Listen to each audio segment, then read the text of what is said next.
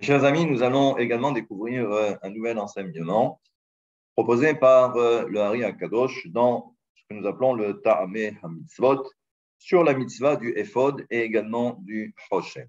L'étude qui va suivre est l'Eilouï Nishmat Frank Mesaoud Israël Shukun et que cette étude soit véritablement l'Eilouï Nishmato et également pour le réconfort de notre ami Shukun. Cette notion de Ephod et cette notion de Hoshen. Hoshen, en réalité, ça c'est quelque chose que nous connaissons, c'est ce que l'on appelle, d'après la tradition, c'est ce qu'on appelle le pectoral. Vous savez que sur le pectoral, il y avait donc les 12 pierres précieuses qui correspondent aux 12 tribus. Sur chacune de ces pierres était inscrit le nom de la tribu. Concernant le Ephod, nous savons que le Hoshen, donc le pectoral, était fixé sur deux pierres précieuses que l'on appelle le Shoran. Sur chacune de ces pierres, d'un côté, donc, il y avait 6 tribus et de l'autre côté, il y avait également les 6 autres tribus. Mais le Ephod également parcourait tout le dos de Aaron à Cohen, donc le grand prêtre, et allait pratiquement à la fin des jambes du Cohen Gadol. Donc là aussi, ça paraît assez surprenant. Et donc, c'est ce que l'on va essayer de découvrir ensemble. Il est dit Kizun hem achor be'achor. Dans le précédent sujet que nous avons vu ensemble, nous savons que ce que l'on appelle Zun, c'est le Zer Anpin et la Nogva. Nogva, c'est Malchut. Nous savons que les deux sont ce qu'on appelle encore une fois achor be'achor, ils sont dos à dos. Mitzad apanim ou Zer Anpin. Et il faut savoir que par rapport à la face du Zer Anpin, parce que la position est comme ça, donc nous avons la face ici du Zer Anpin, et de l'autre côté, nous avons dos à dos la séphira de Malchut. Eh bien, ce qu'on appelle le panim, ce que l'on appelle la face du Zer Anpin, c'est ce que l'on va appeler le Hoshen. C'est ce qu'on va appeler justement, encore une fois, le Hoshen. Et l'autre côté, donc au niveau du dos, c'est ce que l'on va appeler le Ephod. Et d'ailleurs, ce que nous fait remarquer là aussi le Hari HaKadosh, qui Ephod, lorsque vous faites la valeur numérique du mot Ephod, Aleph, P, Vav, Dalet, eh bien, ça nous donne valeur numérique, Yud, Ke, Vav, Ke, Aleph, Dalet, Nun, Yud. C'est-à-dire que c'est comme si on allait associer les deux noms, le Yud, Ke, Vav, Ke, donc le tétragramme, et ce que l'on appelle également Adnut, Aleph, Dalet, Nun, Yud. Ça nous donne 91. C'est ce que l'on appelle Hibur, Nogva, Bezer, Anpin. Et ça, c'est justement la relation entre la Malchut, la Nogva, et également le Zer Anpin. Et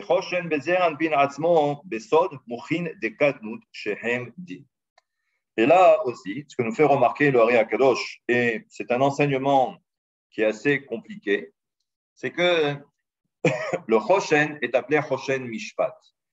La notion de Mishpat, c'est la notion de justice. Et là, on comprend donc qu'à la notion de Hoshen est associée la notion du din, la rigueur.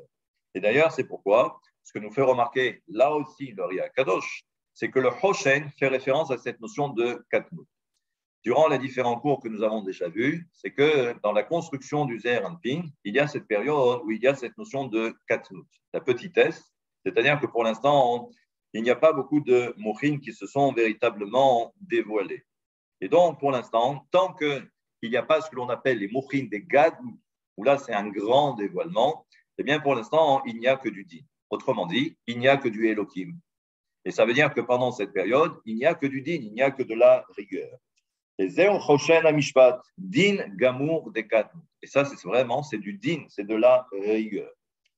Et là aussi, ce que nous fait remarquer le Hari HaKadosh, mais je ne vais pas trop développer ni même dévoiler quelque chose, c'est que quand vous écrivez le mot Hoshen, Het, Shin, Nud, eh bien, ça nous donne Nahash. Ce sont les mêmes lettres que le mot Nahash.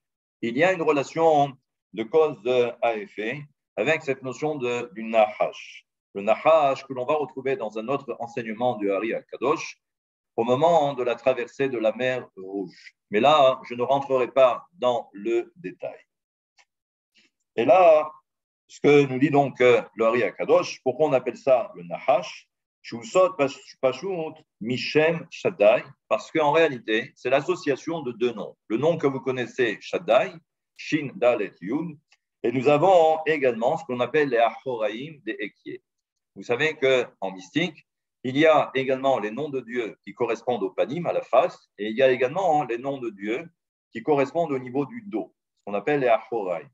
Et là, au niveau de Ekié, on va arriver d'une certaine façon, lorsque l'on écrit, eh bien, on va arriver à la notion de dam qui est le sang.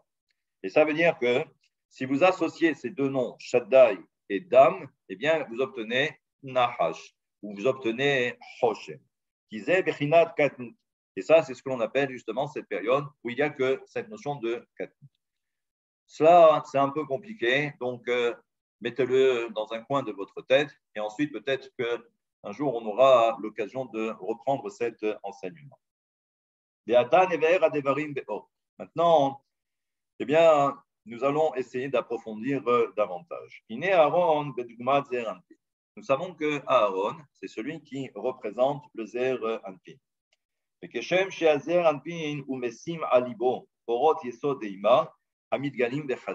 Nous savons que quand vous regardez l'histoire du Hoshen, donc nous avons ici le pectoral qui est reposé sur le Hazé, donc sur la poitrine du Kohen Gadol, c'est-à-dire au niveau du cœur. Nous savons que le Zer Anpin, c'est celui qui reçoit justement du Yesod de Ima, le Yesod qui descend et qui arrive jusqu'au niveau de la poitrine. Et donc, on comprend que cette lumière qui descend de Ima, à travers le Yesod de Ima et qui s'arrête au niveau de la poitrine,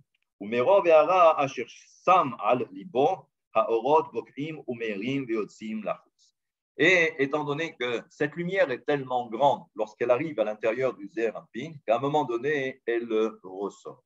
D'ailleurs, c'est pourquoi vous comprendrez aisément que eh bien, les pierres précieuses qui correspondaient à chaque tribu, eh bien, scintillaient ou s'allumaient en quelque sorte, comme s'il y avait de la lumière.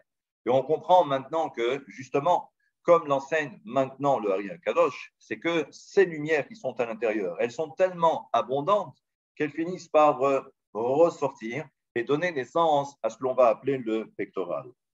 Et il dit, on va voir que, mais là, ce n'est pas le sujet, on va voir que également concernant le Kohen Gadol, ou Aaron en l'occurrence, le premier Kohen Gadol, il y avait également ce qu'on appelait le tzitz.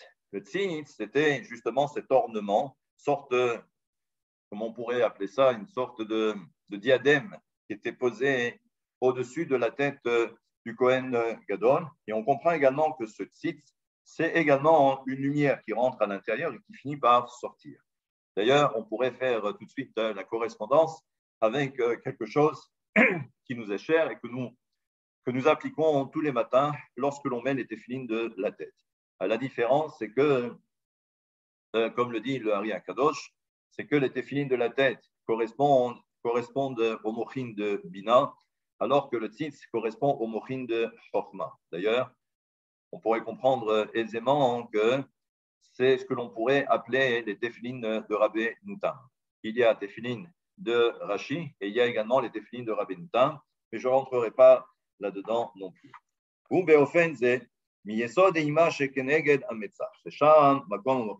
Ça, j'avais déjà anticipé, mais on va poursuivre. וכנגדו היה לאהרון לובש ציץ לחושן, כמו שיש באדם העליון, הבגדים האלו, מן האורות האלו שאמר, והנה האפוד הוא מתחיל מכנגד מותניו מאחוריו. Et là, on comprend que au niveau des épaules, eh bien, on va voir que là, c'est maintenant le éphod. On a eu les premières explications concernant le Hoshen. Nous avons maintenant le éphod. Et Nipshar, les mata ad raglav. Et donc, ça allait justement de la clavicule, en fait, du haut, l'épaule, là, pour descendre jusqu'au raglav, aux jambes. du Kohen. Et là, on comprend que maintenant, on ne fait plus référence au Zeher Anpin. On fait référence maintenant à la Nokva, qui est justement par rapport à sa position Ahor Be'ahor. Et là, on comprend donc que le Ephod fait référence à la séphira de Malchut.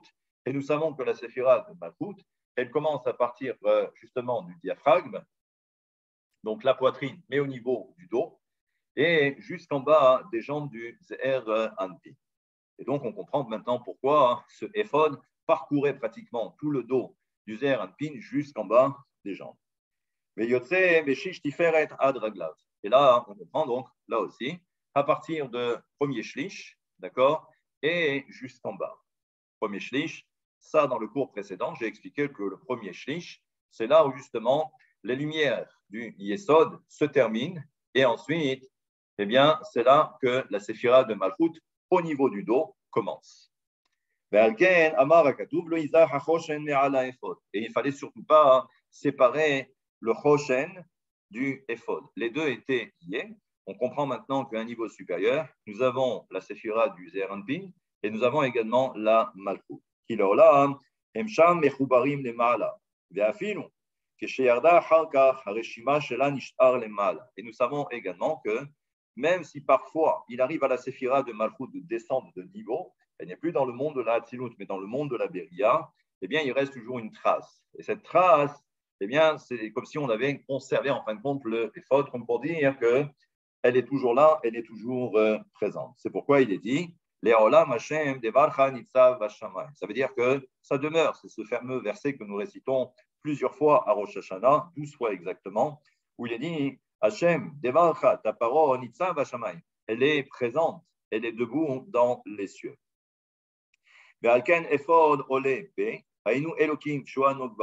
Et nous savons donc que lorsque l'on fait la valeur numérique du Ephod, eh bien, Aleph, P, Dalet, plus le Kolen, eh bien, ça nous donne Elohim. Et nous savons que la Nokba, eh bien, c'est la notion de Din.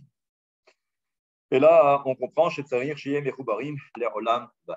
donc voilà, nous avons deux explications pour essayer de comprendre qu'à un niveau supérieur, on fait toujours référence eh bien, à des notions qui sont bien évidemment mystiques, mais tout ce qui se passe en bas, c'est quelque chose qui a sa représentation à un niveau supérieur. Les termes vont changer, bien évidemment, mais dans l'esprit, c'est exactement le même principe. Shabbat Shalom et à très bientôt.